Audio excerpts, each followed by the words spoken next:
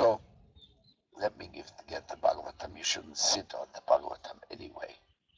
It's in Spanish, woman. That's in Spanish. But I have it. Doesn't matter. You should still not sit on it. Give me this one. So put the book here. He's sitting on it. So our spiritual master, he gave us the Vedic scriptures, which are a great treasure for spiritual advancement.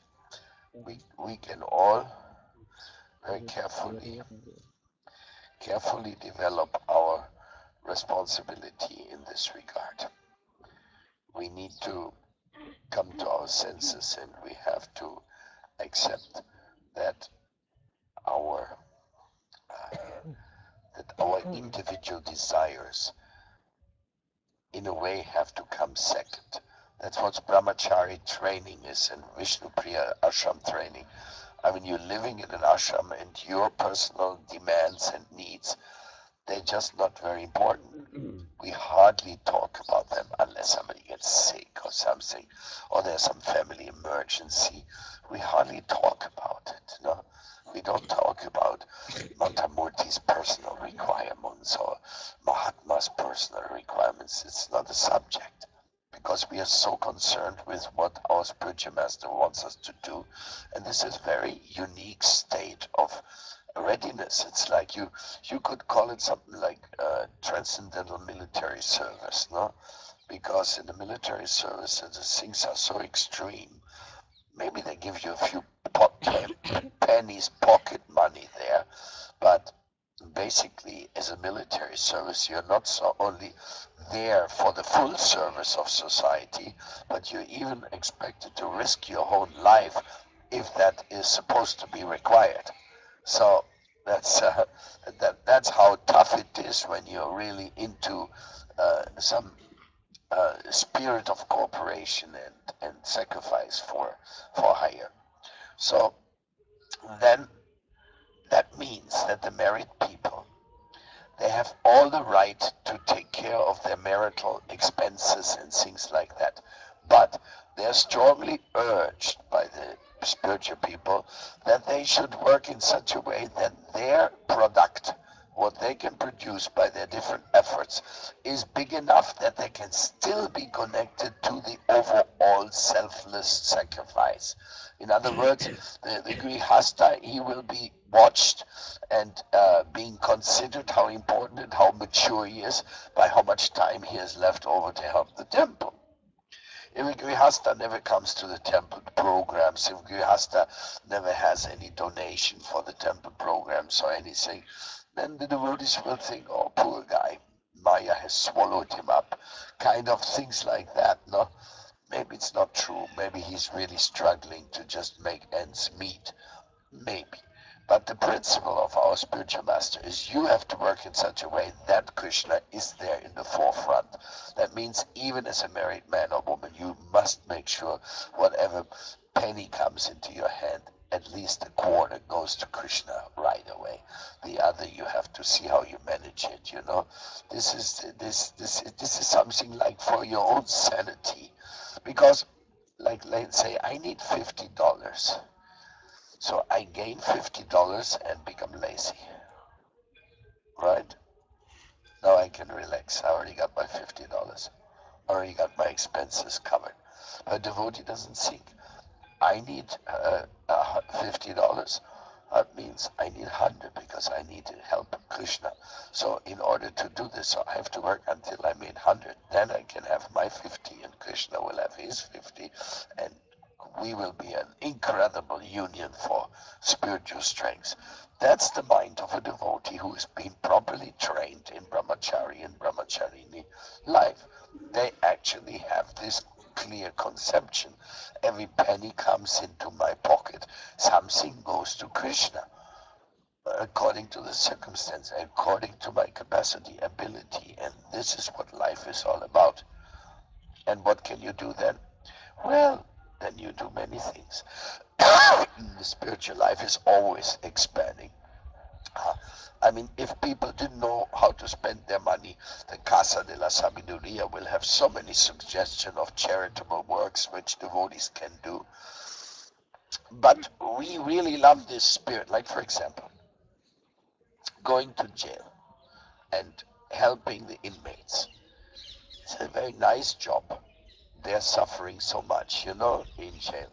Or to going to the hospital and visiting those who have no family and going to them, giving them sonidos que sanen, sounds that heal, and things like that. No, this is. But the thing is that you have to do that on your impetus, on your spiritual desire. If I have $1 million now, I say I'm going to hire two girls who are going to visit the hospitals, then they're going to go there because they get a salary for that. It's just not the same. On a certain level of life and society, it has to be on the inspirational part. It has to be voluntary. It has to be idealistic. Otherwise, it doesn't have the meaning. Of course, you may say, hey, there's a fire here. Is there a firefighter? Actually, in Europe, we have the program called voluntary firefighters. But in New York, you don't have that program. In New York, every firefighter is a hired guy. So I don't know exactly where and where, but the idea of that firefighters are like you and me. They want to extinguish the fire, the blazing fire of material existence in the life of somebody else. Spiritual life means to extinguish the fire of suffering in the life of others. So a firefighter, if there's a fire in a house, it's great suffering, the maximum degree of suffering, in the sense that property lost, lives in danger. Who knows? No, people will be on the street after the fire. They'll probably become homeless, whatever. So fire is a very serious issue. So there's a fire somewhere. What if there's no voluntary firefighter? What if everybody's just busy? They say, no, I can't go. I just now have to look after this. And others say, no, I can't go. I want to see this novella, this soap opera in the television. Now I'm too attached. Another one says, oh, I'm so sleepy. Why should I go and firefight? Like that, no? Well, then the guys with the fire are bad off, so they prefer that somebody's paid and has to go.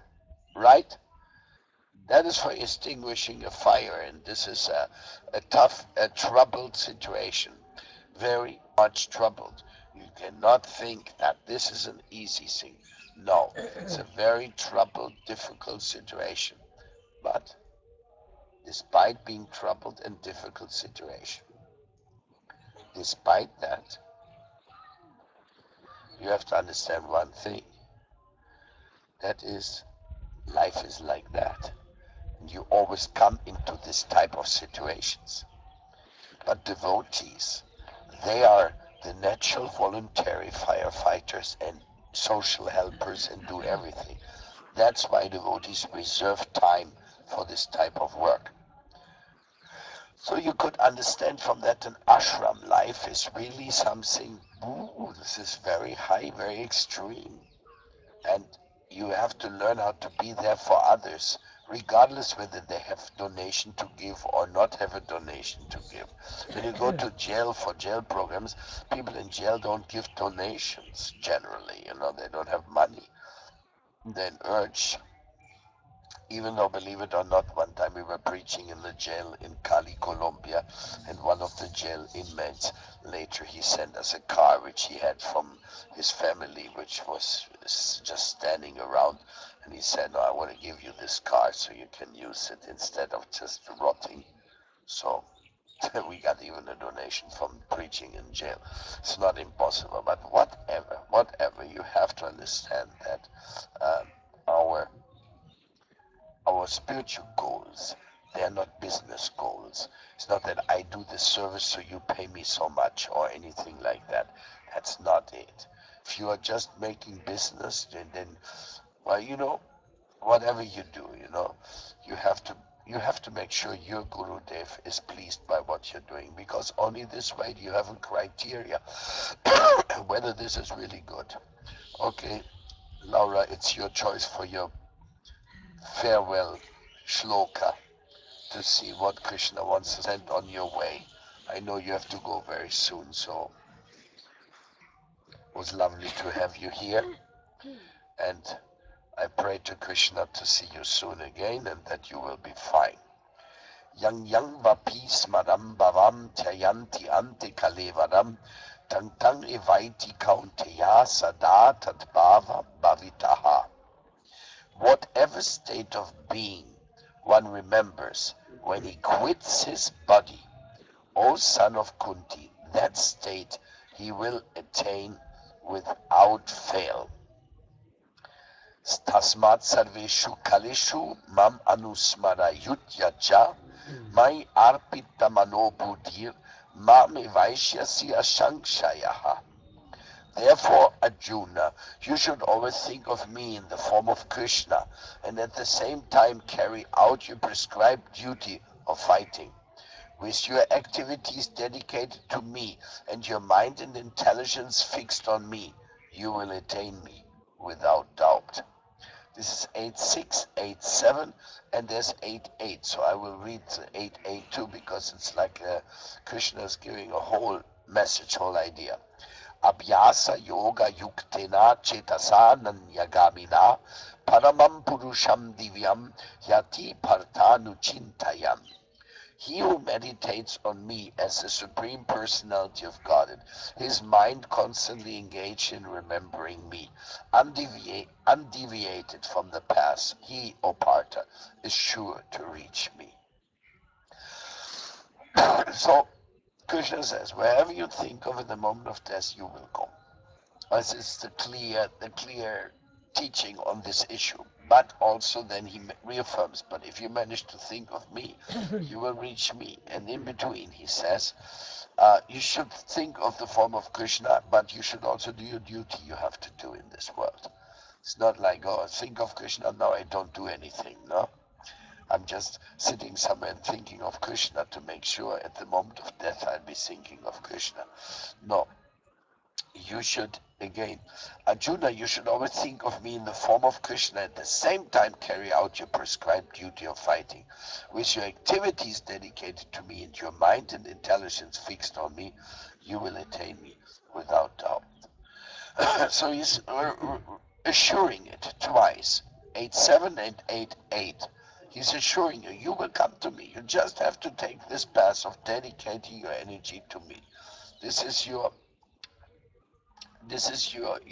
task. This is your divine lila, so that you can reach my abode.